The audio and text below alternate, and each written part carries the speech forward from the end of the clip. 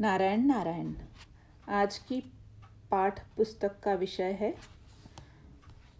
10 रथ या मुख। श्री राम किंकर जी महाराज। श्री राम शरणम मम 10 रथ या मुख। सोचनीय सबहि विधि सोई, जो न छाड़ी छलु हरिजन होई। सोचनीय नहीं कौशल राऊ, भुवन चारि 10 प्रकट प्रभाऊ। भयउ न अहि न अब होनिहारा, भूप भरत जस पिता तुम्हारा। 2:172 4 से 6। महाराज दशरथ की मृत्यु के बाद श्री भरत का जब अयोध्या में आगमन होता है, तब गुरु वशिष्ठ ने भरत जी को मुख्य श्रोता बनाकर सभा में जो प्रेरक संदेश दिया, उसी को मैं प्रस्तुत करने की चेष्टा करूंगा।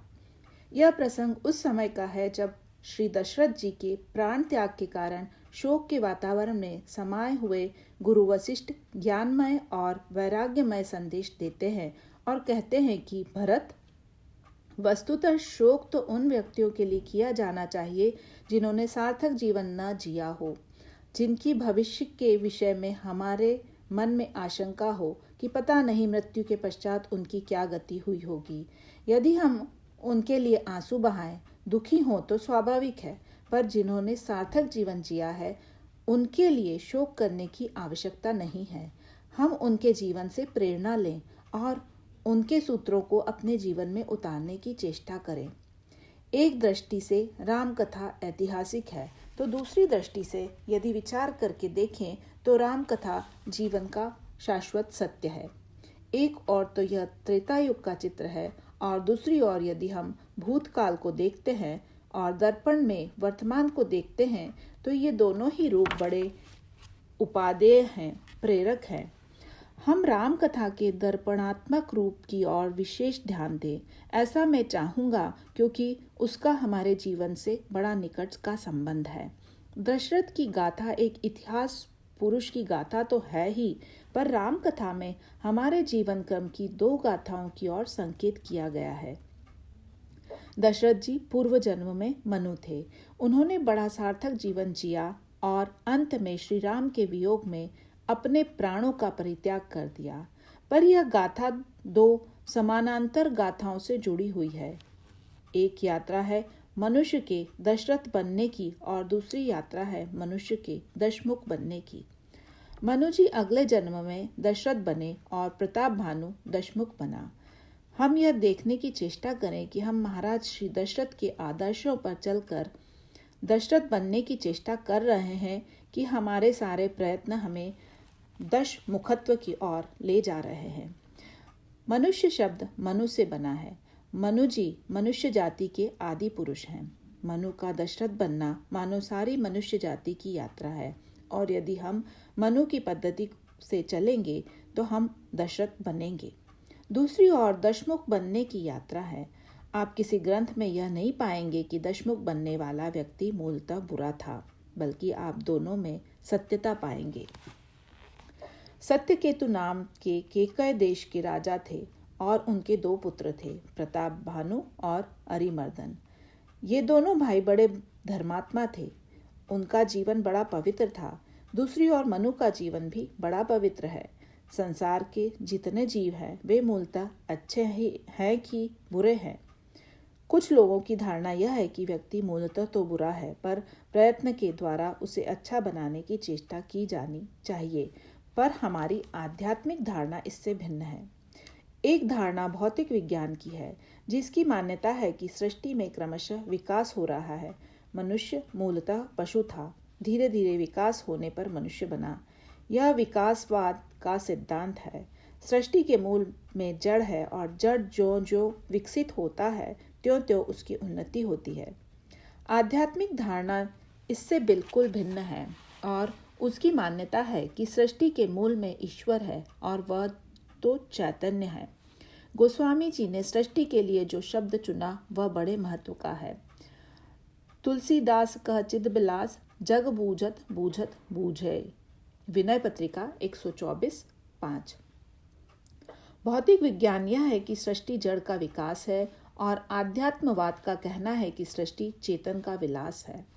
मानस में आप पढ़ेंगे कि जीव ईश्वर का अंश है और इस नाते ईश्वर की दिव्यता, ईश्वर का गुण ही जीव में भी अंश रूप में विद्यमान है।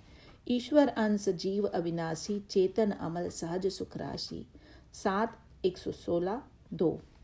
हम मूलतः तो चैतन्य के विलास हैं, ईश्वर के अंश है, पर हमने अपने आप को मलिन बना डाला है, अपवित्र बना डाला है। वस्तुतः हम मूलतः बुरे नहीं हैं। दशरथ और दशमुख, इन दोनों के मूल में जो पूर्व जन्म के पात्र हैं, उनका चरित्र परम पवित्र था, पर अगले जन्म में परिवर्तन होता है। मनु दशरथ बन जाते हैं और सत्यकेतु राजा के पुत्र प्रताप भानु दशमुख। प्रताप भानु शब्द का अर्थ है कि सूर्य जैसा प्रताप या प्रकाश जिसमें विद्यमान हो। प्रताप भानु दशमुख हो गया, निशाचर हो गया। निशाचर उसको कहते हैं जिसकी शक्ति रात्रि में बढ़ती है, जिसे अंधकार प्रिय है। प्रकाश अंधकार के रूप में परिवर्तित हो गया। हम मूलतः ईश्वर के अंश होने से परम पवित्र हैं, परंतु मुख्य प्रश्न यह है कि हम क्या बनने की चेष्टा कर रहे हैं। दशरथ या दशमुख, हम किस दिशा में बढ़ रहे हैं?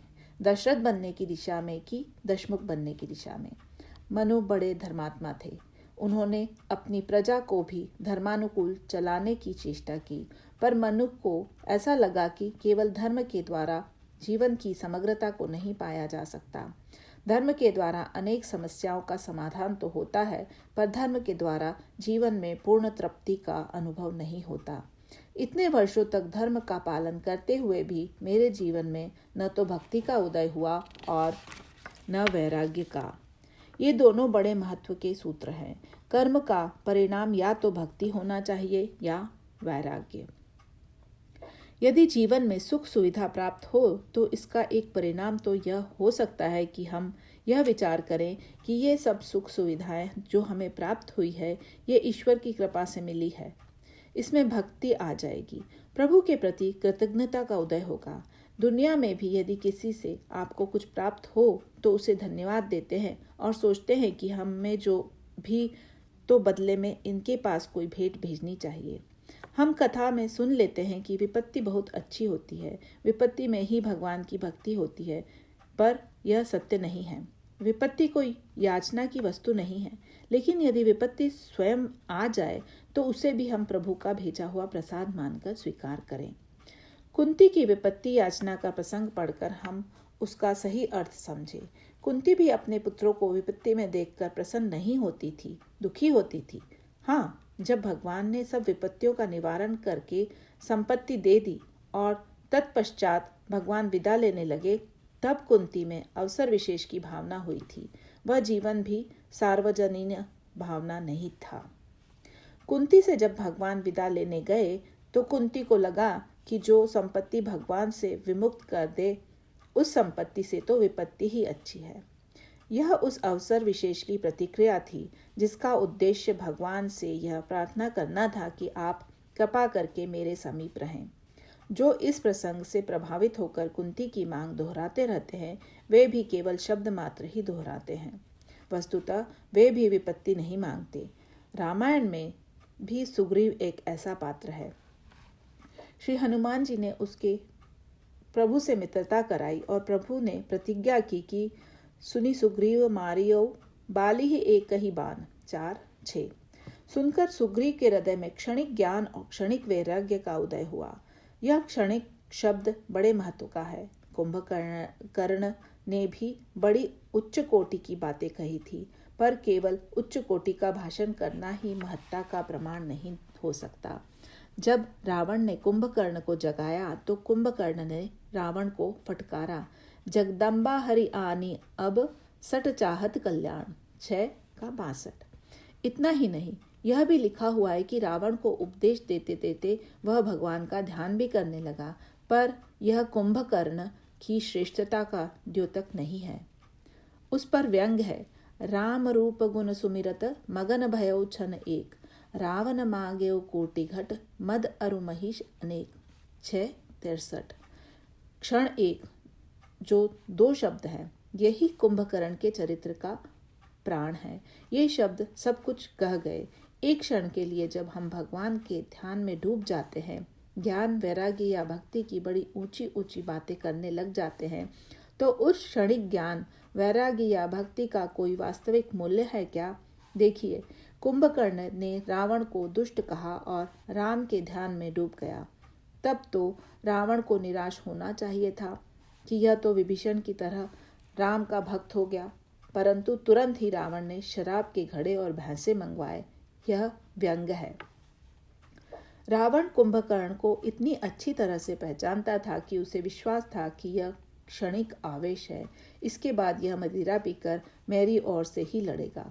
विभीषण ने एक बार भी रावण का अपमान नहीं किया, कोई कठोर शब्द नहीं कहा, फिर भी रावण ने लात मारकर निकाल दिया और कुंभकर्ण ने दुष्ट कह दिया, उपदेश भी दिया, उसके सामने ध्यान में भी बैठ गया, परंतु फिर भी रावण मन ही मस्त हंसता है कि बच्चा, हम तुम्हें जानते हैं कि तुम्हें चाहे जितनी ऊंची ऊंची बातें करो पर तुम लड़ोगे हमारी ओर से ही। तुम भी अन्याय का ही पक्ष लोगे। क्षणिक आवेश ही दैत्य का चरित्र है, यदि कुंभकर्ण का और यदि रावण का भी चरित्र है। सीताहरण के पूर्व सीता जी की फटकार सुनकर रावण भी मन में सीता जी को प्रणाम करता है। सुनत बचन दस सीस रिसाना, मन महु चरण बंदी सुखमाना। 3:27-16। यह अच्छे होने का प्रमाण पत्र नहीं है। तुलसीदास जी यह बताना चाहते हैं कि बुरे से बुरे व्यक्ति के अंतःकरण में भी कुछ क्षण के लिए कभी कभी अच्छी बातें आती है, पर अगले क्षण दृश्य बदल जाता है। मन ही मन प्रणाम करने वाला रावण तलवार निकालकर मारने के लिए प्रस्तुत हो जाता है। उन्हें अपनी नारी बनाने की चेष्टा करता है। बिजली की चमक क्षणिक है। सुग्रीव को क्षणिक वैराग्य हुआ था। कुंती का ही वाक्य सुग्रीव ने दोहराया था, उपजा ज्ञान बचन तब बोला, नाथ कृपा मन भयउ अलोला। 4:6-15। मेरा मन बिल्कुल शांत हो गया। भगवान तो आश्चर्य से मुख देखने लगे कि अनेक जन्मों में भी मन शांत नहीं हो पाता। यह तो बड़ा अनोखा व्यक्ति निकला कि जिसका मन क्षण भर में ही शांत हो गया। सुख संपत्ति परिवार बढ़ाई, सब परिहरी करिहउ सेवकाई। 4:6-16। सुनकर भगवान खूब हंसे कि यह तो बड़ा ऊंचा उठ गया, मुझसे भी बढ़ गया। सुख संपत्ति परिवार एवं बड़ाई छोड़कर भी भजन किया जाता है और इन सबको पाकर भी भजन किया जाता है। रामायण में अधूरा पक्ष नहीं है। यह तो अधूरी बात कह दी जाती है। यह क्षणिक आवेश है। यदि सुख संपत्ति परिवार बढ़ाई प्राप्त कर ऐसी वृत्ति बने कि ये सब भगवान ने मुझे कृपा करके ही दी है, तब भी तो भगवान के प्रति प्रेम आएगा, कृतज्ञता का उदय होगा और यही तो भक्ति है। पर भगवान ने सीधे यह नहीं कहा, पर घुमावदार भाषा में कहा कि जो कुछ कहो सत्य सब सोई, सखा बचन मम मृषा न होई। सुग्रीव ने तुरंत कहा कि मुझे तो सुख संपत्ति परिवार एवं बड़ाई कुछ नहीं चाहिए, पर मुझे लगता है कि आपने जब बाली को मारने की प्रतिज्ञा की है तो आपको अपने सत्य की चिंता है। आपका सत्य बचे, इसीलिए आप भले ही बाली को मारिए, मुझे तो कोई आवश्यकता नहीं है। प्रभु ने कहा कि अच्छा, बाली को जाकर ललकारो। यदि वैराग्य पक्का होता तो सुग्रीव नहीं मानता। वन गमन के पूर्व प्रभु ने लक्ष्मण जी को भी रोका था और अयोध्या में रहने के लिए कहा था, पर लक्ष्मण जी ने अस्वीकार कर दिया। उसी प्रकार अगर वैराग्य का पक्का होता तो सुग्रीव भी अस्वीकार कर देता, पर वह तो नकली और क्षणिक वैराग्य था। जब बाली ने एक मुक्का लगाया तो एक ही मुक्के में सारा वैराग्य भाग खड़ा हुआ। भगवान ने बाली का वध किया और सुग्रीव को राज्य दिया और कहा कि अंगद सहित करहो तुम राजू, संतत हृदय धरेऊ मम काजू। 4:11-9। तुम राज्य करो, पर इस बात को मत भूलना कि तुम्हें सीता जी का पता लगाना है। भक्त के लिए व्यवहारिक जीवन में यही सर्वाधिक महत्व का सूत्र है, जो बड़ा उपादेय है। हमें जो सुख संपत्ति मिली है यह भगवान की कृपा से मिली है। इस वृत्ति से हम उसका सदुपयोग करें और साथ साथ इस बात को न भूलें कि जीवन की परिपूर्णता अंत में भक्ति रूपा सीता जी को प्राप्त कर लेने में ही है। परंतु सुग्रीव सुख संपत्ति पाने के बाद भोगों में डूब गए और भगवान को भूल गए, और तब भगवान को क्रोध का नाटक भी करना पड़ा। ईश्वर का क्रोध भी कृपामय ही होता है। प्रभु किस धातु के बने हुए हैं? हे तुलसी ही परतिति एक, प्रभु मोरही कृपामयी है। विनय पत्रिका 170:7। प्रभु की मूर्ति तो कृपा की बनी हुई है। भगवान की मूर्ति में एक हाथ में चक्र बना हुआ है और दूसरे हाथ में कमल बना हुआ है, पर चक्र देखकर आपको भय नहीं लगता और कमल देखकर आनंद की अनुभूति नहीं होती, क्योंकि आप जानते हैं कि चक्र और कमल दोनों में धातु तो एक ही है, धातु में भिन्नता नहीं है। इसका अभिप्राय यह है कि जब ईश्वर कृपा कर देता है या रोष का अभिनय करता है तो दोनों समय उसके हृदय में कृपा ही होती है। सुग्रीव ने जब सुख संपत्ति पाकर भगवान को भुला दिया तो श्री राम ने क्रोध का अभिनय किया कि और काल के प्रतीक अनंत भगवान श्री लक्ष्मण जी ने कहा कि जही सायक मारा मैं बाली तेही सरहतो मूढ़ कह काली। 4:17-5। भगवान का बाण काल का प्रतीक है। सुख संपत्ति भगवान देते हैं तो साथ ही साथ यह भी बता देते हैं कि उनका बाण जो काल है वह भी है, उसको मत भूल जाना। यह भगवान का संदेश केवल बाली के लिए नहीं, हम सबके लिए है। काल की या मृत्यु की स्मृति बड़े महत्व की है। लक्ष्मण जी ने कहा कि कल क्यों, मुझे आज्ञा दीजिए, मैं आज ही मार दूं। भगवान ने कहा कि डर से ही उसने मेरी शरणागति ग्रहण की थी। डर मिट गया तो मुझको भूल गया। फिर से डर पैदा कर दो, पर ऐसा मत डराना कि दूर भाग खड़ा हो, ऐसा डराओ कि भागकर मेरे पास ही आए। तब अनुजहि समुझावा रघुपति करुणा सीव, भय देखाई ले आवहु तात सका सुग्रीव। 4:18। भगवान मृत्यु को भी अपने पास बुलाने के लिए ही भेजते हैं। मानस में कहा है कि महाराज कर शुभ अभिषेका, सुनत लहहि नर बिरति विवेका। 7:14-2। जो राम के अभिषेक की कथा सुनते हैं, जो राम के राज्याभिषेक की कथा सुनते हैं, वह वैराग्य और ज्ञान प्राप्त करते हैं। परंतु इसके साथ गोस्वामी जी यह भी तुरंत जोड़ देते हैं कि जे सकाम नर सुनहि जे गावहि, सुख संपत्ति नाना विधि पावहि, सुर दुर्लभ सुख करी जग माही, अंत काल रघुपति पुर जाहि। 7:14-3-4। विवेक एवं वैराग्य भी मिल सकता है, सुख संपत्ति की प्राप्ति भी हो सकती है और तब भक्ति आनी चाहिए।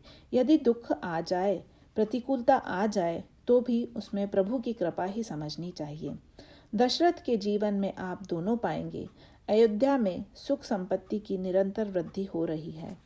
जिमि सरिता सागर महु जाहि, यद्यपि ताहि कामना नाही, तिमि सुख संपत्ति बिनहि बुलाए, धर्मशील पाहि जहि सुभाए। 1:293-2-3।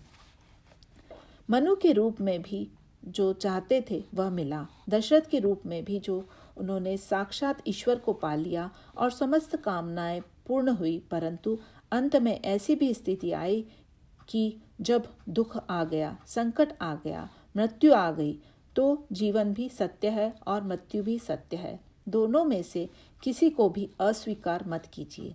न तो मृत्यु की इतनी महिमा गाइए कि आप हर क्षण मृत्यु की ही कामना करते रहें, और न तो आप जीवन से ही इतने चिपक जाइए कि आपको उसको छोड़कर मृत्यु का स्वागत करने के लिए आप प्रस्तुत न हो।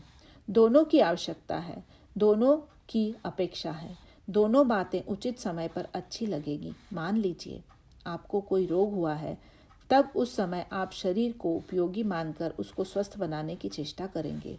दूसरी ओर अगर मृत्यु आ जाए, उस समय अगर कोई दवा या डॉक्टर की महिमा गाने लगे तो उससे बढ़कर नासमझी की कोई बात नहीं है। उस समय तो संसार की नश्वरता और मिथ्यात्व की आवश्यकता है। ये दोनों वस्तुएं एक दूसरे की पूरक हैं। जब तक अपने आप को संसार से ऊपर नहीं उठाएंगे, तब तक हमारी समस्याओं का समाधान नहीं होगा। इसीलिए वे दोनों ही पक्ष बड़े महत्व के हैं। संपत्ति में भक्ति और विपत्ति में वैराग्य की आवश्यकता है। वस्तुतः राम, लक्ष्मण एवं सीता का स्वरूप है। सानुज सिय समेत प्रभु, राजत परन कुटीर, भक्ति ज्ञान वैराग्य जनु, सोहत धरे शरीर। 2:321। माँ भक्तिमयी है तो काल स्वरूप लक्ष्मण जी वैराग्य की प्रेरणा देने वाले हैं तथा भगवान श्री राम अखंड ज्ञान घन है। मनु जी को ऐसा प्रतीत हुआ कि मानव जाति में हमारा जन्म हुआ है।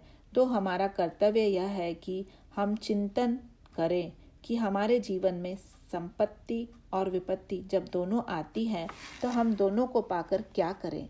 समुद्र मंथन अमृत के लिए किया गया, परंतु पहले विष निकला।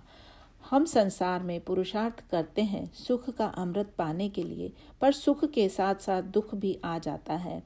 हम चाहें या न चाहें दुख तो आएगा ही। जब दुख का विष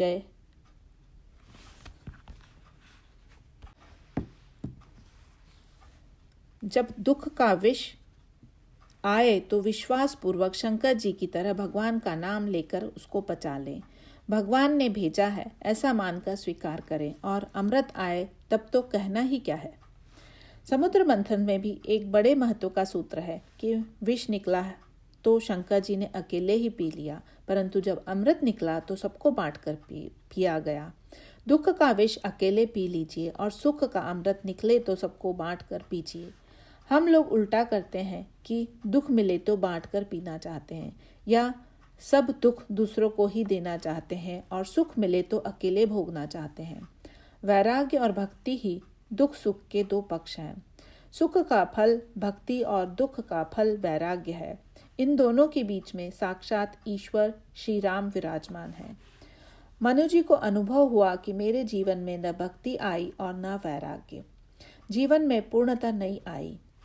तब मनु जी ने निश्चय किया कि जब तक हम जीवन में ईश्वर को प्राप्त नहीं कर लेंगे, अंश जब तक अपने पूर्ण अंशी को प्राप्त नहीं कर लेगा, तब तक पूर्णता की अनुभूति नहीं होगी। मनु जी अपनी संपत्ति और राज्य बरबस अपने पुत्र को देते हैं और वन चले जाते हैं। वहां ईश्वर को पाने के लिए साधना एवं तपस्या किया। यदि हम मनु की संतान हैं, मनुष्य हैं, तो यदि जीवन में भक्ति है, वैराग्य है तो बहुत अच्छा। यदि नहीं है तो हम विचार पूर्वक निर्णय करें कि हमें क्या करना चाहिए। कुछ वस्तुएं छूट जाती है और कुछ छोड़ी जाती हैं, दोनों का महत्व है।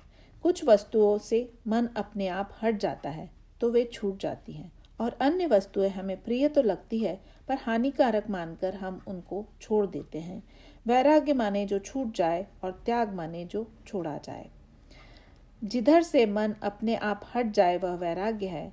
त्याग का अर्थ यह है कि मन उधर से हटा तो नहीं, परंतु यह समझ लिया कि यह वस्तु बुरी है, इसीलिए उसको छोड़ दे तो त्याग है।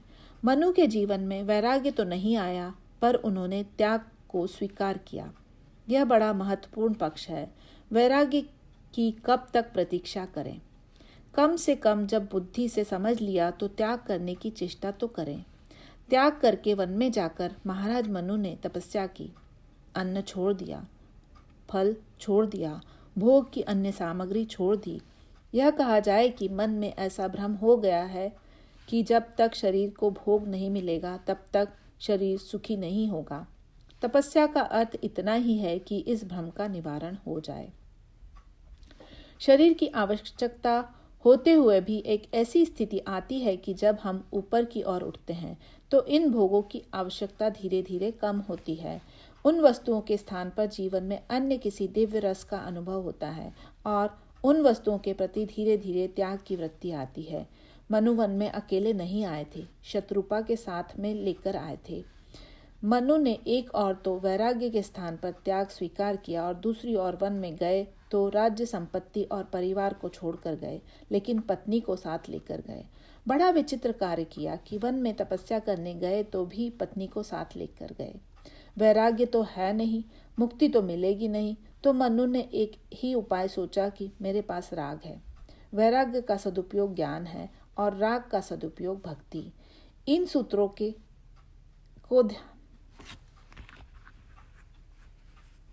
सूत्रों को ध्यान में रखें। वैराग्य का फल ज्ञान है और राग का फल भक्ति।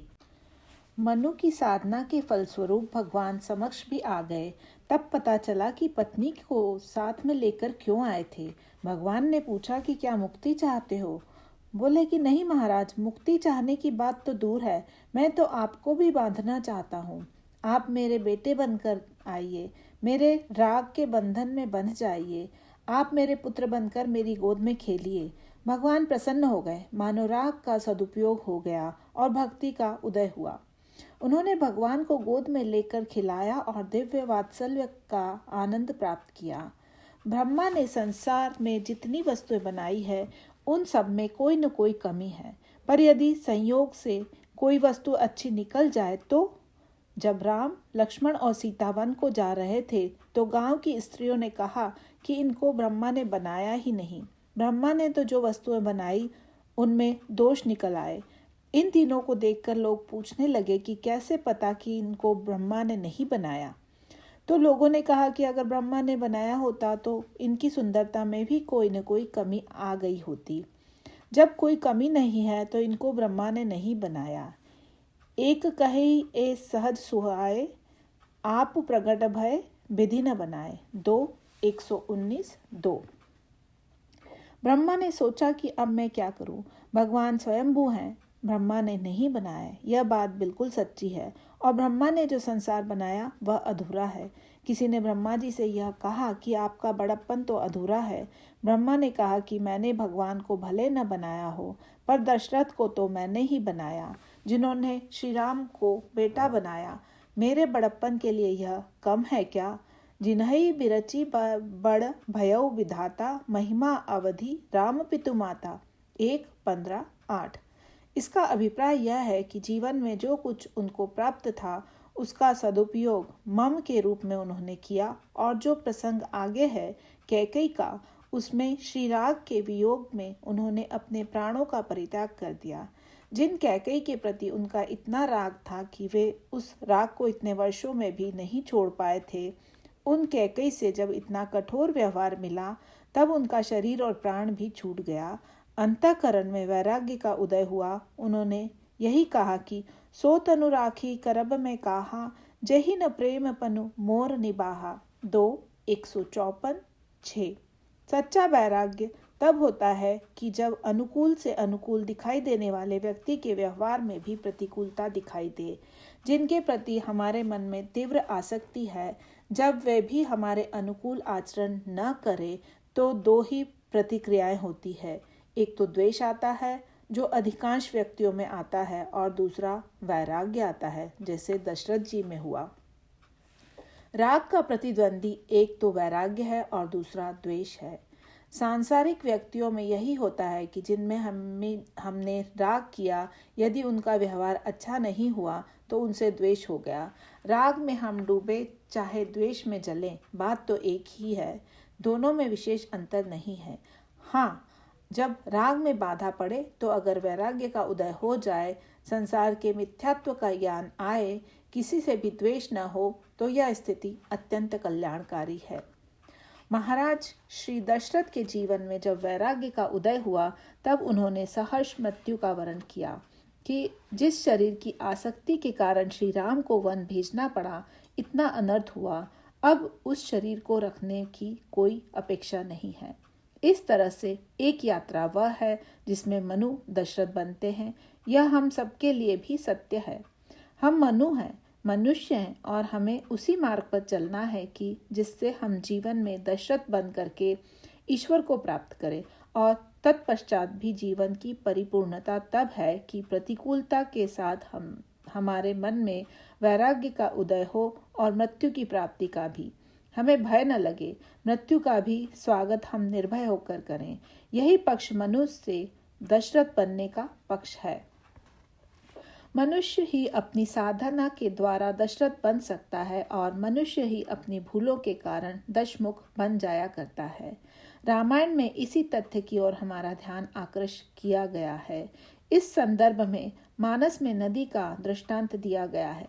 नदी में अनवरत जल का प्रवाह होता रहता है। नदी के जल में अगणित व्यक्तियों की सेवा होती है। नदी बहती हुई समुद्र की ओर जा रही है, परंतु नदी को तो उस दिशा में जाना चाहिए कि जहाँ जल का अभाव हो, जिससे अगणित व्यक्तियों को और लाभ मिल सकता है। पर नदी की प्रवृत्ति तो सर्वथा भिन्न है। नदियां बहकर रेगिस्तान की ओर नहीं जाती, समुद्र की ओर जाती है, जहाँ जल की कोई अपेक्षा नहीं है। समुद्र में तो अथाह जल भरा हुआ है। ऐसा लगता है कि नदियों का समुद्र में जाकर मिल जाना जल को व्यर्थ गवा देना है। इसको भगवान श्री राम ने जीव और ईश्वर के संबंध से जोड़ दिया। किसी ने नदी से पूछा कि तुम दूसरों की प्यास बुझाती हो, तुमको समुद्र के पास जाने की क्या आवश्यकता है? नदी ने उत्तर दिया कि भले ही मैं दूसरों की प्यास बुझाती हूँ, लेकिन मैं स्वयं भी तो प्यासी हूँ और अपनी प्यास मिटाने के लिए मुझे समुद्र के पास जाना ही पड़ता है। ठीक इसी प्रकार से जीव के द्वारा कितना भी सत्कर्म क्यों न किया गया हो, अंततोगत्वा जब तक जीव पूर्णतः ईश्वर के प्रति समर्पित नहीं हो जाता, तब तक पूर्णता नहीं आती। नदी समुद्र में विलीन हो करके अपनी अपूर्णता को खो करके पूर्ण के साथ एकाकार हो जाती है, तभी उसके जीवन में पूर्णता आती है। इसीलिए रामायण में कर्म और भक्ति की दो नदियों की तुलना की गई है। जैसे तीर्थराज प्रयाग में 3 नदियों का संगम होता है, वैसे ही व्यक्ति के जीवन में भी इन 3 नदियों के संगम होने की बड़ी आवश्यकता है। अन्य तीर्थ में जहाँ कोई एक नदी है वह तो तीर्थ है, परंतु जहाँ तीनों नदियों का, गंगा, यमुना और सरस्वती का संगम हो रहा है, वह तीर्थराज प्रयाग है। कर्म, ज्ञान और भक्ति की 3 नदियां हैं। वैसे तो तीनों में से किसी एक के होने पर भी व्यक्ति धन्य है, परंतु यदि तीनों का संगम हो तो पूर्ण धन्यता है। राम भक्ति जह सुरसरी धारा, सरसई ब्रह्म विचार प्रचारा, विधि निषेधमय कलिमल हरनी, करम कथा रवि नंदनी बरनी। 1-1-8-9। संकेत बड़ा ही स्पष्ट है। यमुना यमुनोत्री से निकलकर समुद्र में नहीं जाती है, यमुना तीर्थराज प्रयाग में जाती है और गंगा में विलीन हो जाती है और गंगा का रूप ग्रहण करके अंत में समुद्र के साथ एकाकार हो जाती है। अभिप्राय यह है कि हमारा कर्म जब तक भक्ति की गंगा में विलीन नहीं हो जाता, तब तक हमारे कर्म की समग्रता और धन्यता नहीं है।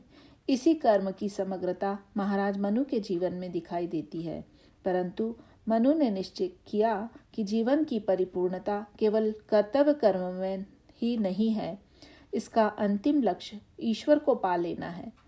तब उन्होंने सब कुछ त्याग कर ईश्वर की प्राप्ति के लिए वन की ओर प्रस्थान किया। यही साधना का क्रम है जो प्रत्येक मनुष्य के लिए है।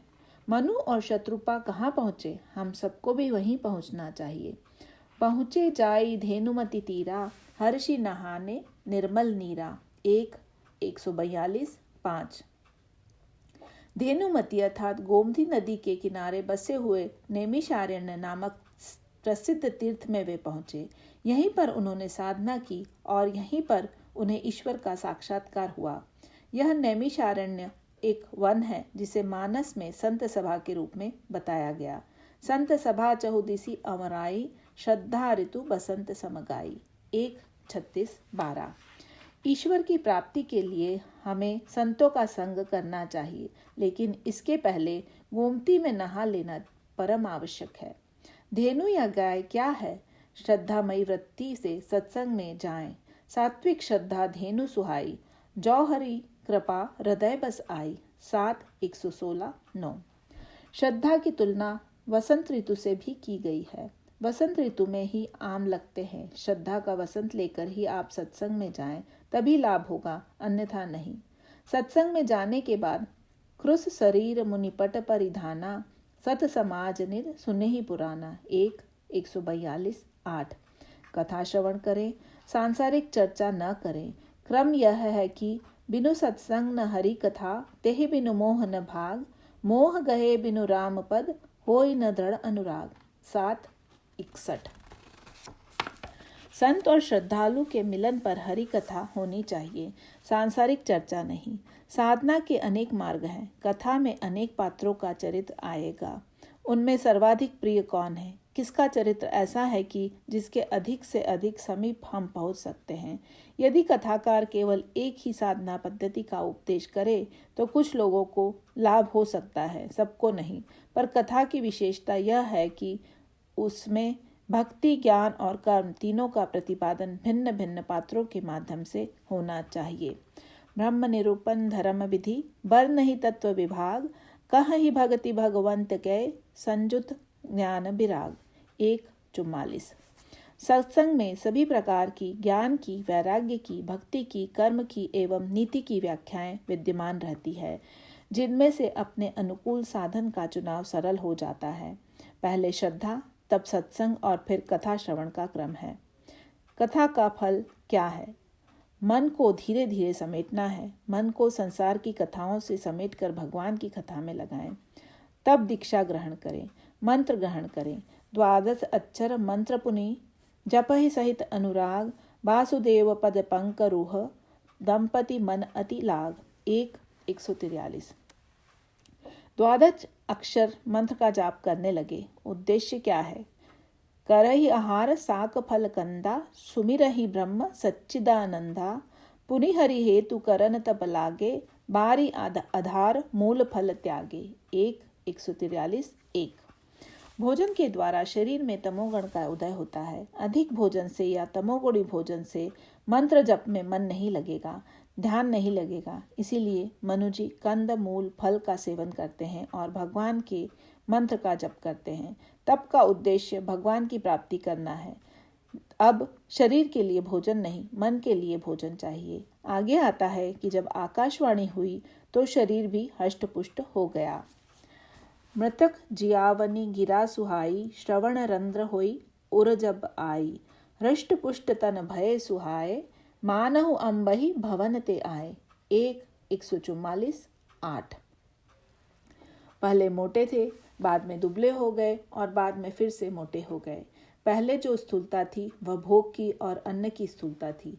जब तक हमें संसार की वस्तुओं की भूख है तब तक हम उसको मिटाने की चेष्टा करेंगे, पर जब हमें भगवान की भूख लग जाए और वह भूख तीव्र हो जाए तो भगवान के मिलने में विलंब नहीं होगा।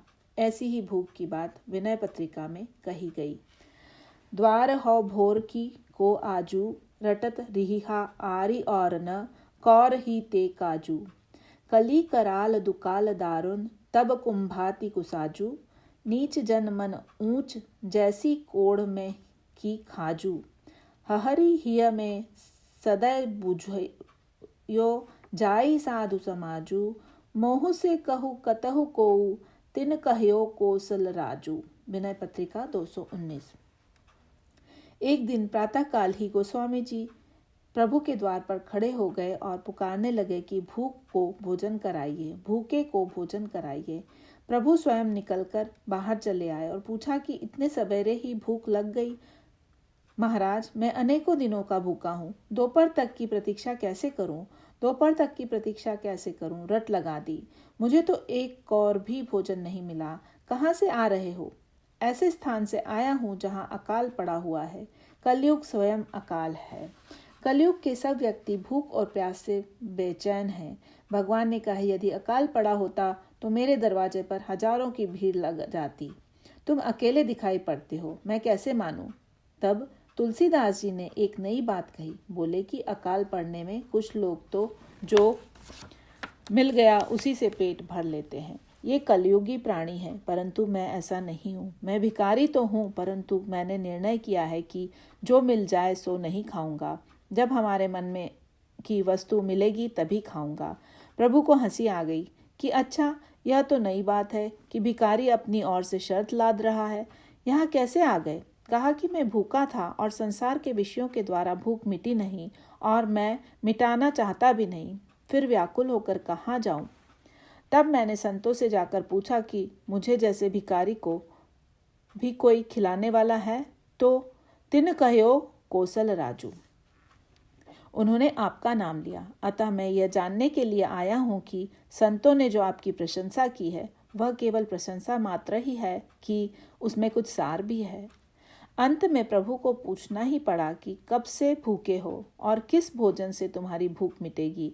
तो उन्होंने यही कहा कि जन्म को भूखो भिकारी, हो गरीब निवाजू, पेट भरी तुलसी जेवाई, भगति सुधा सुनाजू। विनय पत्रिका 219। मैं जो जन्मजात भूखा हूँ, मुझे एक टुकड़ा नहीं लेना है। मेरी पहली शर्त यह है कि आपको यदि भोजन कराना है तो मुझे पेट भरी चाहिए। मेरे भरपेट खाऊंगा। भोजन कौन सा करोगे? भक्ति का जो दिव्य रसीला भोजन है वह कराइए, जिससे हमारी जन्म जन्मांतर की भूख मिट जाए। और तब भगवान ने प्रसन्न हो करके तुलसीदास जी को ऐसा भोजन कराया कि उनके भूख मिट गई। हनुमान जी ने भी अशोक वाटिका में माँ से यही कहा था कि मैं भूखा हूँ। माँ ने वरदान दिया कि अजर अमर गुण निधि सुत होऊ, कहा हो बहुत रघुनायक छोहू। 5:16-3। अजर बना दिया, अमर बना दिया, फिर भी भूख नहीं मिटी। हनुमान जी ने कहा कि मैं तो आपकी कृपा के मीठे फल को पाने के लिए व्यग्र हूँ। ये लंका के लोग कितने अभागे हैं कि आपके आने के बाद भी इनकी भूख नहीं मिटी। पर माँ, आप कृपा करके मेरी भूख मिटाएं। तब माँ ने आदेश दिया कि रघुपति चरण हृदय धरी, तात मधुर फल खाहू। 5:17। फिर तो हनुमान जी ने फल खाया और फिर बड़ा अनोखा कार्य किया। फल खाए सी तरु तौरे लागा। 5:17-1।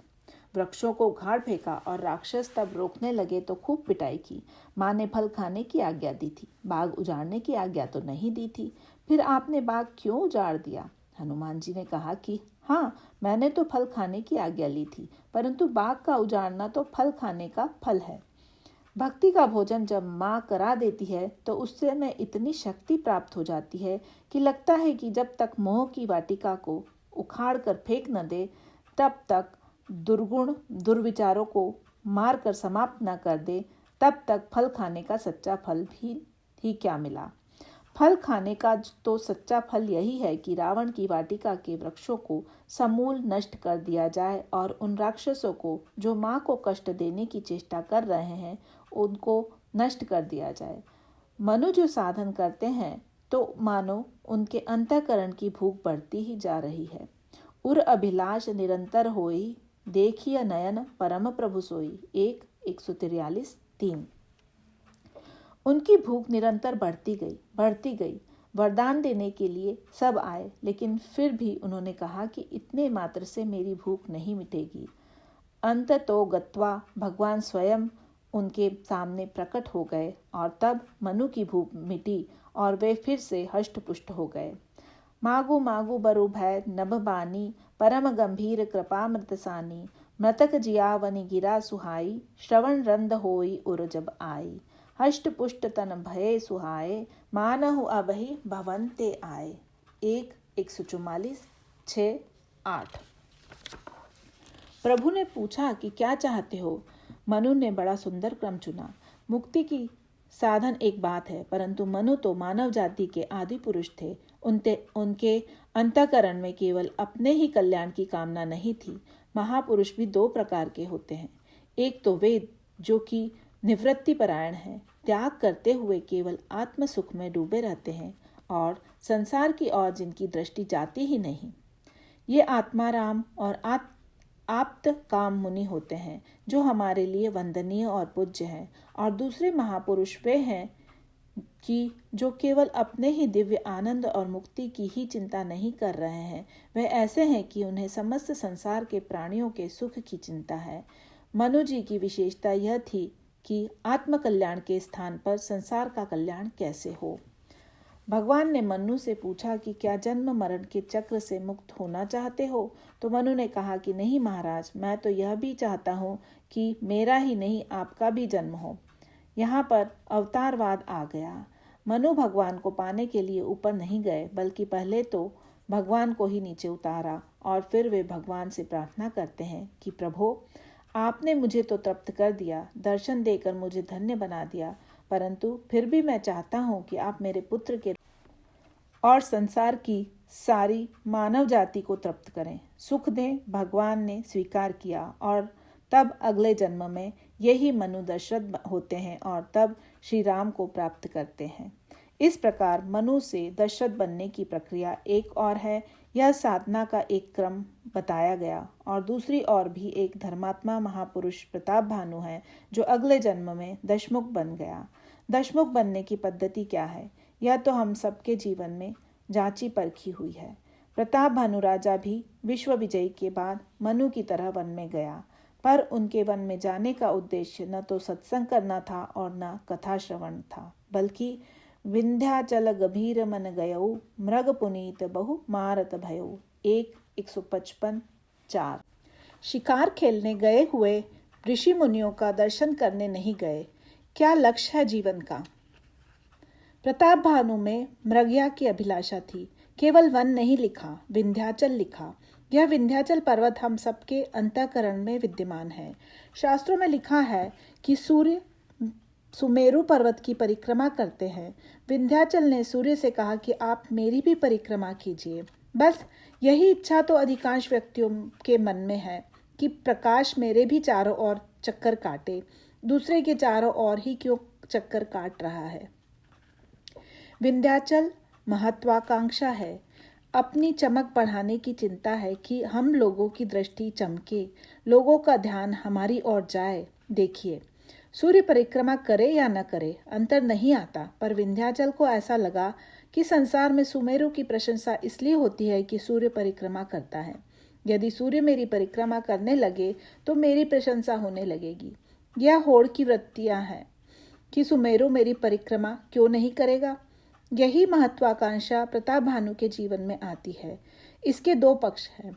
भगवान श्री राम भी अयोध्या के राज्य का परित्याग करके विंध्याचल की यात्रा करते हैं। विंध्याचल पर्वत के वन में जाना एक महत्वाकांक्षा है। वन क्या है? संसार ही वन है। संसार कांतार अति घोर गंभीर घन गहन तरु कर्म संकुल मुरारी। विनय पत्रिका 59:2। यह संसार ही विशाल वन है और इसमें विंध्याचल हमारा अभिमान है। मैं ही विंध्याचल है। मैं के विंध्याचल की पूर्ति के दो उपाय हैं। एक का संकेत अयोध्या कांड में किया गया और दूसरे का परिचय बाल कांड में मिलता है। विंध्याचल के वन में जाकर प्रताप भानु ने अनेक मृगों पर बाणों से प्रहार किया और वह इतना अच्छा निशानेबाज था कि उसके मंत्रियों ने बड़ी वाह करके उसकी जय ध्वनि की, उसकी सफलता की प्रशंसा की।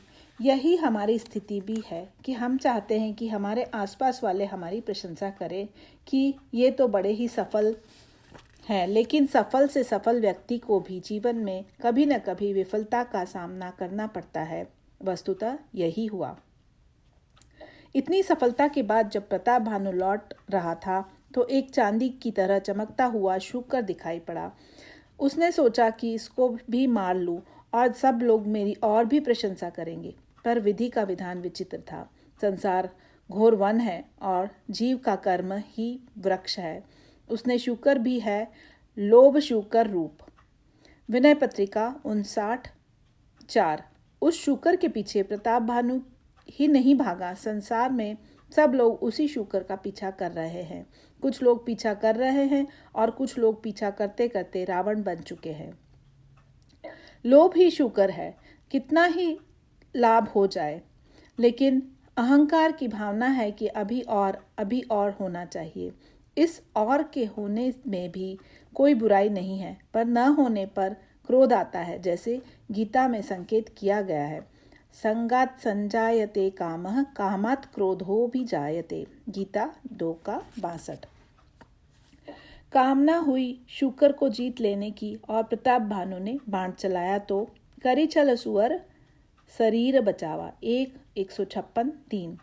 यह शूकर भी असली नहीं, नकली है। यह तो चमकता हुआ दिखाई देने वाला काल केतु राक्षस है। हम सब काल केतु के पीछे भाग रहे हैं। प्रताप भानु सत्य केतु का बेटा है। सत्य केतु का बेटा और काल केतु के पीछे भागे, यह कैसी विडंबना है। सत्य माने जो एक रस है और केतु माने झंडा।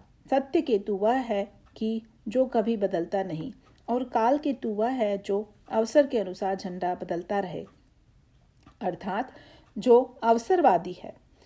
जब कोई लोभ के पीछे भागता है तो वह सत्य केतु का आदर्श नहीं रख पाता, वह तो लाभ पाने का उद्देश्य हो गया। बाण चलाया तो निशाना चूक गया, वह तो आसपास प्रशंसा सुनने का अभ्यस्त हो गया था। अन्य भूख तो मिट भी जाती है, परंतु यह प्रशंसा की भूख ऐसी है कि बढ़ती ही जाती है। राजा को जब विफलता मिली तो लोगों में चुप्पी छा गई, तो क्रोध आ गया। रिस बस भूप चलेऊ संग लागा। 1:156-4। क्रोध के वशीभूत होकर राजा ने कहा कि हम इसको जीत कर ही दम लेंगे। पीछे लग गया। मंत्रीगण भी साथ चले, लेकिन राजा का घोड़ा तेज था और अंत में राजा वन में अकेला रह गया। यही संसार का सत्य है। अहंकार का विंध्याचल है और हम लोभ के पीछे भागते हैं। जब तक हम सफल हैं, संसार के लोग हमारे साथ लगे हुए हैं, पीछे पीछे चल रहे हैं, लेकिन जो ही लोग यह अनुभव करेंगे कि इनका समय प्रतिकूल आ गया, ग्रह नक्षत्र इसके अब उल्टे हो गए तो धीरे धीरे सब लोग खिसकना आरंभ कर देते हैं कि चलो भाई, अब तो इसका साथ छोड़ देना ही अच्छा है। परिणाम यह हुआ कि राजा अकेला हो गया।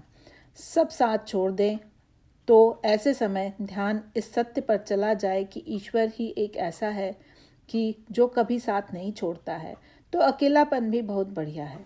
ऐसा अकेलापन बड़ा कल्याणकारी होता है। पर प्रताप भानु का दुर्भाग्य यह था कि वह अति अकेला था। अति अकेल बन विपुल कलेसु। 156 अति बड़ा सार्थक शब्द है। बाहर से अकेला दिखाई पड़ रहा है, परंतु भीतर से ईश्वर साथी है। अब वह अकेला है, परंतु अति अकेला का अभिप्राय है कि जब वह ईश्वर को भी भूल जाए और संसार भी साथ छोड़ दे, विफलता में, अकेलेपन में यदि ईश्वर की याद आए तो ऐसी विफलता भी पुण्य का फल है। यदि ईश्वर भूल जाए तो पाप का ही फल है। प्रताप भानु को ईश्वर भी भूल गया और व्यंग आया कि उसको कपट मुनि मिल गए। हम विफल होते हैं तो मुनियों की खोज करते हैं कि कहीं कोई चमत्कारी साधु मिल जाए। एक आश्रम दिखाई पड़ा जिसमें कपट मुनि मिले। कैसे निर्णय किया कि यह मुनि है? गोस्वामी जी ने व्यंग्य किया, देखी सुबेश महामुनि जाना। 157 7 साधु का वेश देखकर महामुनि जान लिया, महात्मा होना सबसे कठिन है पर महात्मा बनना सबसे सरल है। किसी ने रावण से पूछा कि सीता जी को पाने के लिए तुम साधु बनकर क्यों गए? रावण ने कहा कि मैंने सुना था कि सीता जी शांति रूपा हैं और शांति साधुओं को ही मिलती है, इसीलिए मैं साधु बन गया। पर साधु बनने से मिलता है कि साधु होने से? यदि बनने से मिलता होता तो बाजार में कपड़े भी मिलते और गेरुआ रंग भी मिलता है। वस्त्र रंग लीजिए, बस आप साधु बन गए। लेकिन बाह्य वेश के द्वारा या बाह्य शब्दों के द्वारा आप यदि संतत्व की खोज करेंगे तो आप कपट और दंभ की पूजा ही करेंगे। कपट मुनि तो राजा को पहचानता था, परंतु चमत्कार दिखाने के लिए बोला कि मैं जानता हूं कि तुम मंत्री नहीं, स्वयं राजा प्रताप भानु हो। राजा चकराया कि मैंने तो अपना नाम छिपाया, पर ये इतने ऊंचे मुनि हैं कि मेरा नाम बता दिया। कपट और दंभ की पूजा होने लगी। अंत में पूछा कि मैं अपने नगर लौटना चाहता हूँ, रास्ता बताइए। संतों से रास्ता तो पूछा ही जाता है। कपट मुनि ने कहा, निशा घोर गंभीर बन, पंथ न सुनहु सुजान, बसहु आजु अस जानि तुम, जाए हु धोत बिहान। 159 क सोते हुए तो पहुंचा दिया। हम भी इसी खोज में रहते हैं कि हमें कोई ऐसा चमत्कारी मिल जाए कि लक्ष्य पर पहुंचा दे, हमें कुछ भी करना न पड़े। कालकेतु और कपट मुनि का मित्र है। उसने सोते हुए राजा को रानी के बगल में सुला दिया। बच्चे को आप सोते हुए भी पहुंचा देते हैं। संत भी जब देखते हैं कि इसमें साधना करने की सामर्थ्य नहीं है तो वे अपनी कृपा से भी पहुंचा देते हैं। हनुमान जी ने सुषेण वैद्य को सोते सोते घर सहित भगवान के पास पहुंचा दिया। सुषेण वैद्य ने लंका में आज तक किसी लंका वाले को अच्छा नहीं किया। अच्छा करते भी कैसे, क्योंकि सद्गुण ही वैद्य है और उसके वचनों पर विश्वास होना चाहिए। भगवान राम ने सुषेण के वचनों पर कैसा अद्भुत विश्वास किया कि सूर्योदय से पूर्व यदि औषधि आ जाएगी तभी लक्ष्मण का प्राण बचेगा। प्रभु ने यह नहीं सोचा कि यह शत्रु का वैद्य है, समय टालने के लिए बहाना बना रहा है। आप कल्पना कीजिए कि कहीं मेघनाद मूर्छित होता और सुषेण वैद्य रावण को यह कहता कि दवा यहाँ से 60,000 योजन पर है, सूर्योदय से पहले दवा आनी चाहिए, तो पहले रावण सुषेण की पिटाई करता कि दवा पहले से क्यों नहीं मंगा कर रखी, समय पर दवा मंगाने की बात करते हो। इसीलिए वे किसी की दवा नहीं करते थे। भगवान ने कहा कि यह बहुत बढ़िया वैद्य है क्योंकि इसने कभी दुर्गुणों को चैतन्य नहीं किया। श्री हनुमान जी ने भवन सहित सोते हुए को प्रभु के पास पहुंचा दिया। सोते हुए को भगवान मिलते हैं कि जागते हुए को? हनुमान जी ने कहा कि जो लोग भगवान को पाना चाहते हैं वह तो जब सोना छोड़ेंगे, घर छोड़ेंगे, तभी भगवान मिलेंगे। पर यहाँ तो उल्टी बात हो गई। प्रभु ही सुषेण वैद्य को पाना चाहते थे, इसीलिए मैंने कहा कि आप भी चलिए और अपना घर भी चले। प्रभु बुला रहे हैं। हनुमान जी का चमत्कार तो असली संत का चमत्कार है, जो सोते सोते ही घर सहित प्रभु के पास पहुंचा दिया, राम से मिला दिया। महत्व पहुंचाने का नहीं है, महत्व कहाँ पहुंचाने का है। काल केतु ने प्रताप भानु को रानी के पलंग पर पहुंचा दिया। चमत्कार से हमें काम मिल रहा है कि राम मिल रहे हैं। प्रश्न यह है कि प्रताप भानु ने कपट मुनि से मांगा। जरा मरण दुख रहित तनु समर जिते जानी को, एक छत्र रिपुहीन मही राज कलपसत हो। 164। इतना मांग लिया कि कपट मुनि ने सोचा कि यह तो मुझसे भी बड़ा भिखारी निकला। संत से क्या मांगना चाहिए? मांगना चाहिए कि भले ही हम बूढ़े हों और मरें, परंतु हमारे जीवन में कभी मोह न हो, शोक न हो, आसक्ति न हो। बुढ़ापा रोकने के लिए तो जाना चाहिए डॉक्टरों के पास, परंतु बुढ़ापे का सदुपयोग करने की शिक्षा लेने चाहिए संत के पास। मृत्यु से बचने के लिए तो भौतिक उपाय हैं, परंतु मृत्यु के भय से मुक्त होने की कला है संतों के पास। शुकदेव जी ने परीक्षित को कथा सुनाई तो यही कहा कि मृत्यु तो अवश्यंभावी है, परंतु मृत्यु के भय से बचा जा सकता है। सच्चे अर्थों में संत के संग का फल यह है कि संसार की घटनाएं अपने समय पर भले ही होती रहे, सुख आए, दुख आए, युवावस्था आए, वृद्धावस्था आए, हार आए, जीत आए, हमें उनसे प्रभावित नहीं होना चाहिए। परंतु प्रताप भानु ने तो कुछ कपट मुनि से मांगा, हम भी ऐसा अवसर आने पर वही मांगेंगे। भले ही यह रामायण में लिखा हो कि यह रावण बन गया, पर हम मांगेंगे वही। यही है दशमुख बन जाने की कथा कि किस तरह से मनुष्य भटक करके दशमुखत्व बनने की दिशा की ओर अग्रसर होता है। मंदोदरी ने विलाप करते हुए कहा कि रहा न कोउ कुल रोव निहारा। 6:104-10। तुम्हारी ऐसी दशा हो गई। दूसरी ओर दशरथ का चरित्र है कि जब हम दशमुख के समान जीवन प्राप्त करते हैं, तब हमारा जीवन और हमारी मृत्यु दोनों सार्थक हो जाती है। महाराज श्री दशरथ और श्री लंकाधिपति रावण रामायण के दो विरोधी पात्र हैं। दोनों के नाम में दश शब्द लगा हुआ है, पर जो अलग शब्द जुड़ा है उसमें भिन्नता है। एक और दश के साथ रथ शब्द का प्रयोग किया गया है और दूसरी ओर मुख शब्द का प्रयोग किया गया है। शारीरिक दृष्टि से दश का संकेत 10 इंद्रियों से है, और अगर भौतिक उन्नति की दृष्टि से विचार करें तो लंका में निरंतर जो उन्नति हो रही है उसका वर्णन करते हुए गोस्वामी जी ने 10 वस्तुओं की गणना कराई। सुख संपत्ति सुत सेन सुहाई, जय प्रताप बल बुद्धि बढ़ाई, नित नूतन सब बाढ़त जाई, जिमी प्रति लाभ लोभ अधिकाई। 1:169, 1 और 2। लंका में इन 10 वस्तुओं की नित्य उन्नति होते हुए भी शांति नहीं है। लंका की मनस्थिति ऐसी है कि जैसे निरंतर लाभ बढ़ते रहने पर भी लोभ बढ़ता रहता है। और जब यह कहते हैं कि लंकाधिपति रावण ने सीता जी की चोरी की, तो इसका अर्थ यह है कि चोरी तो कोई तब करता है जब उसके पास वह उस वस्तु का अभाव हो, परंतु सारे विश्व का स्वामी होते हुए भी यदि वह चोरी करने के लिए बाध्य होता है तो उसकी जो यह चौर वृत्ति है, यह इसी सत्य को प्रकट करती है कि रावण की लंका में बाह्य दरिद्रता भले ही मिट गई हो, पर आंतरिक दरिद्रता अपनी चरम सीमा पर है। दशमुख का अभिप्राय है कि जो अपनी दशों इंद्रियों के द्वारा केवल भोगों को भोगना ही अपना लक्ष्य मानता है, वह दशमुख है। जो केवल इन 10 वस्तुओं की उन्नति के लिए प्रयत्नशील है, वह दशमुख है। 10 का अंक तो दशरथ में भी बराबर ही है, पर रथ का अभिप्राय यह है कि जैसे रथ पर बैठा हुआ व्यक्ति रथ के घोड़ों को नियंत्रित करता हुआ तीव्र गति से अपने लक्ष्य की ओर बढ़ता है, उसी प्रकार से जिस व्यक्ति की मान्यता यह है कि दशों इंद्रियों के द्वारा भोगों को भोगते हुए भी जीवन में किसी महान लक्ष्य को प्राप्त करना है, वह व्यक्ति मानो दशरथ का अनुयायी है। जिन 10 वस्तुओं की वृद्धि लंका में हो रही है, उन 10 वस्तुओं की वृद्धि अयोध्या में भी हो रही है। बुरे और अच्छे दोनों प्रकार के व्यक्ति उन्नति करते हैं, पर स्पष्ट दिखाई देता है। परंतु एक दृष्टांत देकर गोस्वामी जी ने अंतर यह बताया, जिमि सरिता सागर महु जाहि, यद्यपि ताहि कामना नाही, तिमि सुख संपत्ति बिनहि बुलाए, धर्मशील पहि जाहि सुभाए। 1:293, 2:3। अयोध्या में निष्काम वृत्ति से उन्नति हो रही है तो लंका में सकाम और लोभ वृत्ति से उन्नति हो रही है। यही दोनों प्रतिद्वंदी जीवन के सत्य हैं। संकेत आता है कि दशरथ को भी एक अभाव की अनुभूति हो रही है और वे उसे लेकर गुरु वशिष्ठ के पास जाते हैं।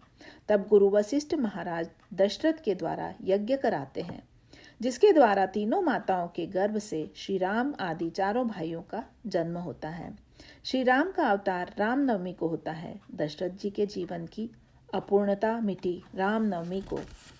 दशरथ पुत्र जन्म सुनिकाना, मानहु ब्रह्मा नंद समाना। 192-3। दशरथ के जीवन की पूर्णता रामनवमी को होती है। यह हम लोगों के लिए बड़ा प्रेरक संदेश है। अगर हम दशरथ हैं तो हमारे जीवन की पूर्णता तब मानी जाएगी जब हमारे जीवन में रामनवमी आए। नवमी का अर्थ है भगवान श्री राम ने शबरी को उपदेश देते हुए बताया था, नवधा भक्ति कहौ तो ही पाही, सावधान सुरु धरु मन माही। 3:34-7। नवमी मानो नवधा भक्ति की प्रतीक है और नवधा भक्ति की परिपूर्णता में ही ईश्वर का प्राकट्य होता है। जिस समय हम सांसारिक उन्नति के साथ साथ नवधा भक्ति को प्राप्त कर लेते हैं और परिणाम में हमारे जीवन में ईश्वर का प्राकट्य होता है, तब मानो हम दशरथ का अनुकरण कर रहे हैं।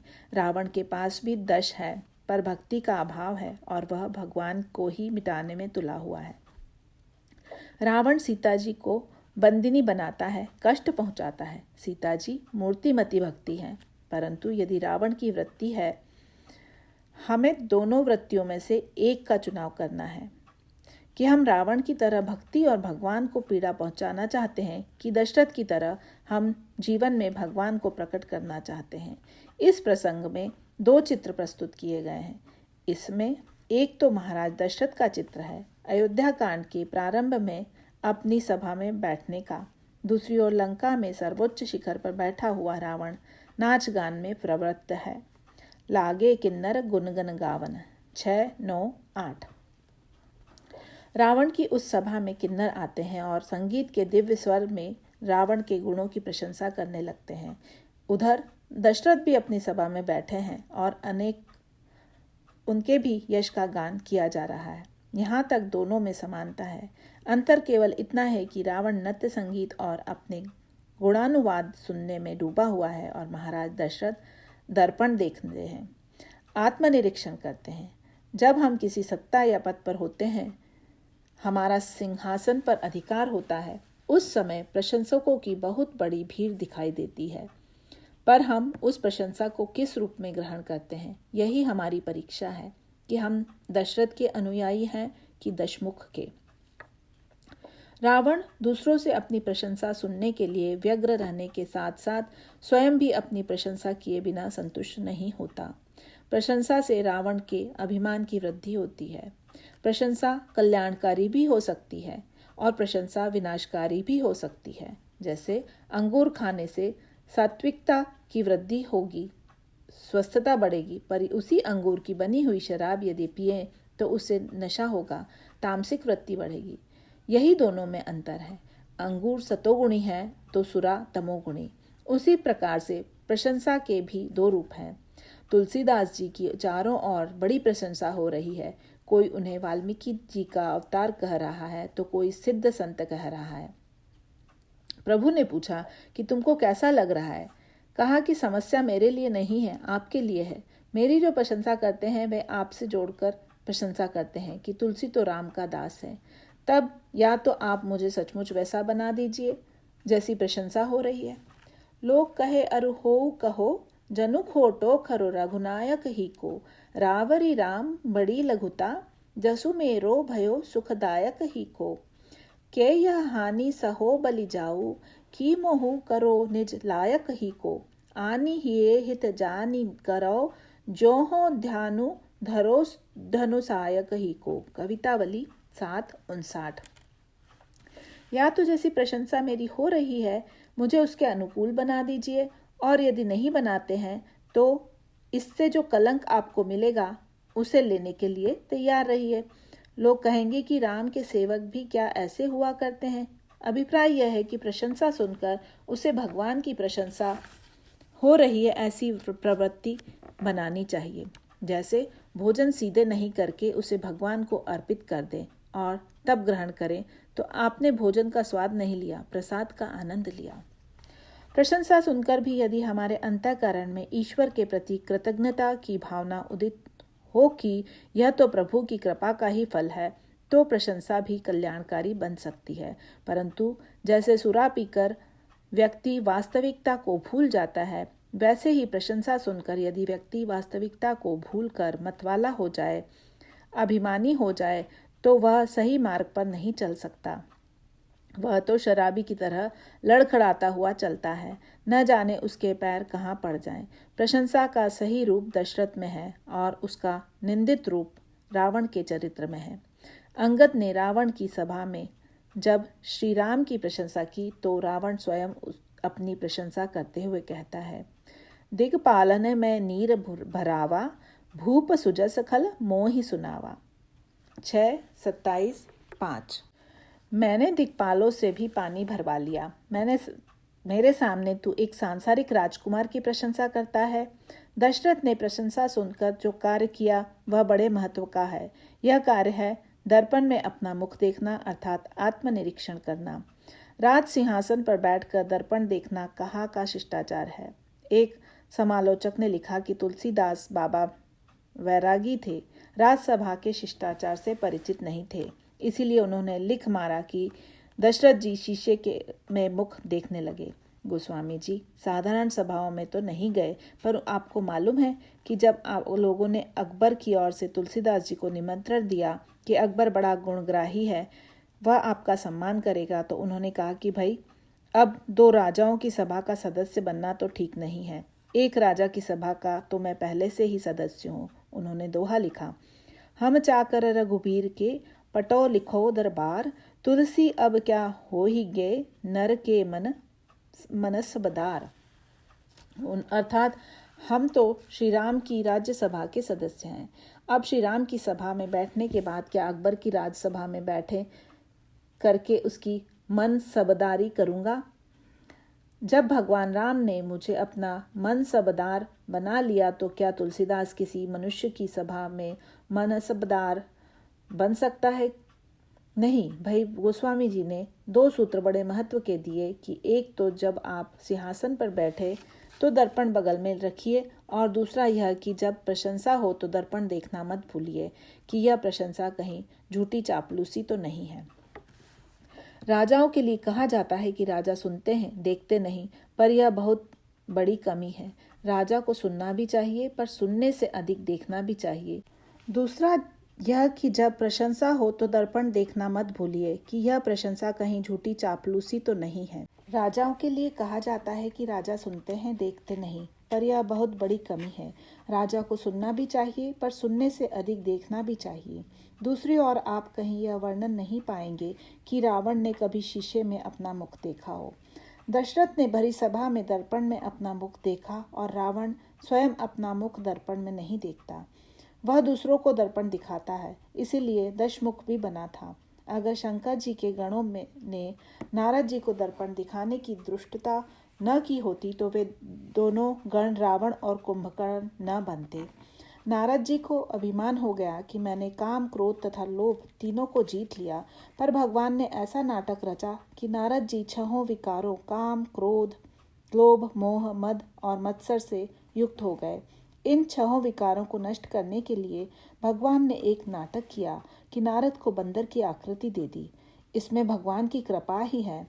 नारद की हंसी उड़ाने का उद्देश्य नहीं है, पर शंकर जी के गणों ने इसे दूसरे अर्थ में लिया। यहाँ व्यंग है। शंकर जी ने तो नारद के प्रति सहानुभूति है, पर उनके गणों के मन में नारद को नीचा दिखाने की वृत्ति है कि नारद हमारे गुरुजी से होड़ करने चले हैं, कि शंकर जी ने तो केवल काम को जीता, पर मैंने काम, क्रोध एवं लोभ तीनों को जीत लिया। भगवान ने नारद को सुंदर के स्थान पर बंदर बना दिया। भगवान ने सोचा कि 2 घंटे के लिए सुंदर बना दूंगा तो जीवन भर के लिए बंदर बनेंगे। अभी अगर इसको सुंदर बना दूंगा तो विवाह हो जाएगा, और जब माया तो जीव को बंदर की तरह नचाती ही है। तब तो यह जीवन भर बंदर ही बना रहेगा। माया नचाती रहेगी और यदि अभी बंदर बना दूंगा तो माया दूर चली जाएगी और यह जीवन भर सुंदर बना रहेगा। मेरा बंदर बन जाने से माया इससे डरेगी। या तो हम राम का बंदर बने या फिर माया का बंदर बने। राम का बंदर बनेंगे तो राम नचाएंगे और अगर माया के बंदर बने तो माया नचाएगी। भगवान ने तो माया के बंधन से बचाने के लिए नारद का कृपा करके कुछ घंटों के लिए बंदर की आकृति दे दी। भगवान ने एक बार हनुमान जी से पूछा कि आप तो शंकर जी के अवतार हैं। नारद जी को एक बार आपसे ईर्ष्या हो गई थी, पर क्या आपको कभी नारद जी से ईर्ष्या हुई? हनुमान जी ने बड़ा सुंदर उत्तर दिया कि हाँ, हो गई थी।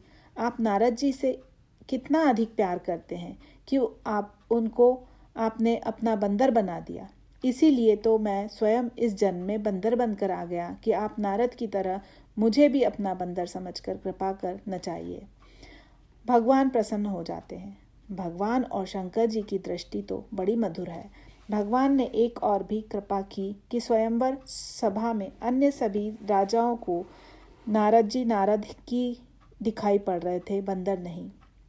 भगवान का उद्देश्य यह था कि नारद जी का अपमान न हो और उनके दोष दूर हो जाए। भगवान बड़े सावधान हैं। एक सर्जन की भांति उन्हें फोड़े को उतनी दूर तक ही काटना है जितना काटना आवश्यक है। रुद्रगणों ने बड़ी अनधिकार चेष्टा की। उनकी आंखें बड़ी पैनी थी, पर इसका उपयोग उन्होंने अपनी कमियों को दिखाने में नहीं किया, बल्कि नारद को बंदर के रूप में दिखाने में दुरुपयोग किया। करही कूटी नारद ही सुनाई, नीकी दीन ही हरि सुंदरताई। 1:133। नारद जी प्रसन्न हो गए और फूल गए। हम भी ऐसा ही करते हैं। विश्व मोहिनी ने भगवान के गले में माला डाली और उनके साथ चल दी। दुल्हिनी ले गए लच्छी निवासा, नृप समाज सब भयो निराशा। 1:134। दोनों गणों ने नारद जी से कहा कि जरा शीशे में अपना मुंह तो देखो। तब हर गण बोले मुस्काई, निज मुख मुकुर बिलोकहु जाई। 1:134। दर्पण से बढ़कर उपयोगी वस्तु भी नहीं है। जब अपनी कमी हम स्वयं देखें, परंतु दर्पण झगड़े की जड़ भी बन जाता है जब हम दूसरे को अपना दर्पण दिखाने लगते हैं। नारद ने सरोवर में अपनी बंदर की आकृति देखी तो दोनों गणों को शाप दे दिया। होहु निशाचर जाई तुम, कपटी पापी दो। 1:135। दशमुख बनना है तो दूसरे को शीशा दिखाइए और दशरथ बनना है तो स्वयं शीशा देखिए। दूसरी बात बड़े महत्व की है। रावण नृत्य और संगीत में डूबा हुआ है और उधर भगवान राम सुबेल शैल पर विराजमान हैं और चंद्रमा की चर्चा कर रहे हैं। नृत्य और संगीत यदि भगवान से जोड़ दें तो वह परम कल्याणकारी है, परंतु यदि वासना तृप्ति की ओर मोड़ दें तो विनाशकारी है। कबीर ने तो कहा है कि पूरा जीवन को ही संगीतमय बना लीजिए, नृत्यमय बना लीजिए। भगवान के ताल पर जब हमारा जीवन थिरकने लगे, हम नाच उठें और भगवान जो संकेत दें वही कर्म यदि हमारे जीवन में हो तो हमारा नृत्य केवल घंटे 2 घंटे का न रहकर सारा जीवन ही नृत्य बन जाएगा। कबीरदास जी ने कहा है कि हमारा शरीर एक तंबूरा है, इंद्रियां ही तार हैं और बुद्धि ही खूंटी है। इंद्रियों के तार को बुद्धि की खूंटी से कसिए, इतना मत कसिए कि तार टूटने की संभावना हो जाए। इतनी ढीली भी मत छोड़िए कि ताल और स्वर ही न निकले। आवश्यकता है कि बुद्धि के द्वारा इंद्रियों को नियंत्रित करें। तार को थोड़ा कसें और फिर बजाएं। कौन सा राग निकलेगा? साधो यह तन साज तंबूरे का, खैचत तार मड़ोरत खूंटी, निकसत राग हुजूरी का। ईश्वरीय राग निकलेगा, तब ईश्वरीय स्वर गूंजने लगेगा। राम राज्याभिषेक के समय हनुमान जी क्या करने लगे? जयति सिंहासनासीन सीता रमण, निरखी निर्भर हर्ष नृत्यकारी। विनय पत्रिका 27:5। हनुमान जी नाच उठे। वे तो केवल राज्याभिषेक के समय में राजसभा में ही नहीं नाचे, बल्कि वे तो ऐसे बंदर हैं कि जीवन भर प्रभु के संकेत पर नाचते रहे। वे तो ऐसे गायक हैं कि जिनकी वाणी में सदा ईश्वर स्वर ही गूंजता रहा। रावण का दुर्भाग्य है कि नृत्य और संगीत का केवल अपनी वासनाओं की तृप्ति के लिए ही उपयोग किया। रावण श्री राम को यह भी दिखाने की चेष्टा करता रहा कि तुम्हारे आक्रमण और सेना का मुझे कोई भय नहीं है। ईश्वर के सामने निर्भयता दिखाने की क्या आवश्यकता है? संसार से निर्भयता और ईश्वर से भय, इसी में जीव का कल्याण है। रावण ईश्वर के समक्ष अभय का प्रदर्शन कर रहा है और दूसरी ओर श्री राम अपने मित्रों से पूछ रहे हैं कि चंद्रमा में कालापन क्यों है। इस समस्या पर आप विचार कीजिए। हमारे शास्त्रों में चंद्रमा को मन का प्रतीक माना गया है। कालापन मानो दुख है, मन चंद्रमा है। मन में दुख की छाया कहाँ से आ जाती है, इस पर विचार कीजिए। विभीषण जी ने प्रभु से कहा कि दक्षिण दिशा में बादल नहीं गरज रहे हैं, ये बाजे बज रहे हैं, बिजली नहीं चमक रही है। मंदोदरी भाभी के कानों के ताटंक हिल हिल कर चमक रहे हैं। भगवान का व्यंग था कि देखो विभीषण दक्षिण आसा, घन घमंड दामिनी बिलासा। 6:12:1। घमंड शब्द के दो अर्थ हैं। एक तो बहुत घनी वस्तु हो तो उसको घमंड कहते हैं और दूसरे अभिमान को घमंड कहते हैं। भगवान ने यह नहीं कहा कि सघन बादल छाए हुए हैं, बल्कि कहा कि घमंडी बादल छाए हुए हैं। सघन भी है और अभिमानी भी। बिजली की चमक क्षणिक होती है। संसार की सत्ता और भोग बिजली के समान चपल है। मधुर मधुर गरजई घन घोरा, होई वृष्टि जनि उपल कठोरा। 6:12:2। बादल मधुर मधुर घोर गर्जना कर रहे हैं। मधुर के साथ घोर शब्द है जो बिल्कुल उल्टा है। मधुर भी है और घोर भी। बादल यदि मधुर गर्जना के बाद ओले बरसाने लगे तो उसे मधुर कहें कि घोर कहें? जैसे यदि कहें कि ये तो बड़े भयंकर सुंदर हैं, अर्थात आकृति तो सुंदर है परंतु काम भयंकर है। भगवान का व्यंग यही है कि जैसे बादल जल के स्थान पर ओले बरसाने लगे तो हानि होती है, वैसे ही तुम्हारा भाई भी सबको पीड़ा पहुंचाने का ही कार्य करता रहता है। प्रभु के बाण ने रावण का छत्र मुकुट काट दिया और मंदोदरी का ताटंक काट दिया। मानो संकेत है कि याद रखो, सावधान हो जाओ, भगवान का बाण काल है। जो भोगों में डूबे हुए हैं, सिंहासन और पद पा करके मतवाले हो रहे हैं, उनको मानो भगवान यह सूचना देते हैं कि याद रखो, काल का यह बाण न जाने कब आकर तुम्हारा सिर काट दे एवं छत्र मुकुट भी काट दे। रावण ने तो बड़ा विकट पंडित था, उल्टा अर्थ करने की कला में बड़ा निपुण था। जब मुकुट कटकर गिरे तो कहा कि देखो, आपने कितना बड़ा सगुन हुआ। दूसरे के लिए असगुन होगा पर मेरे लिए सगुन है।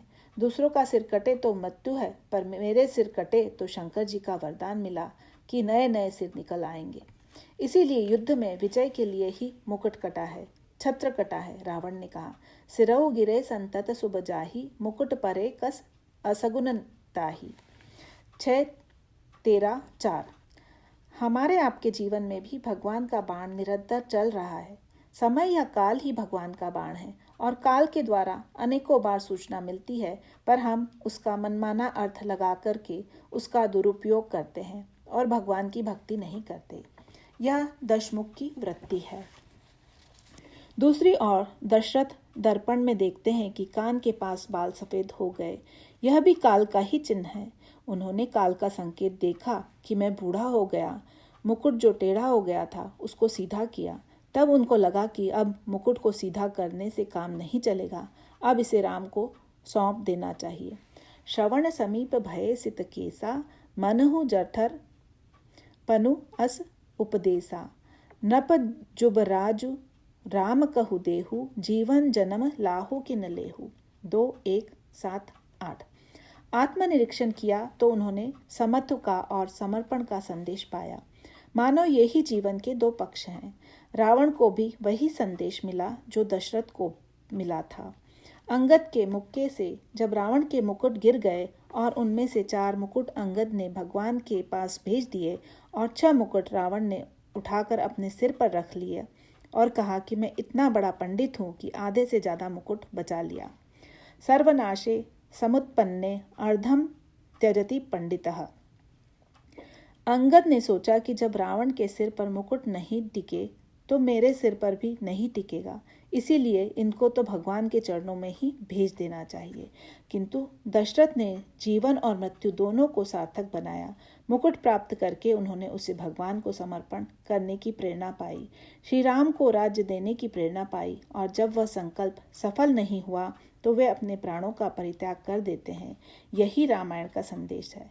जासु नाम भव भेषज हरन घोर त्रयसूल, सो कृपाल सो ही तो पर सदा रहो अनुकूल। 7 का 124 का। बोलिए सियावर रामचंद्र की जय।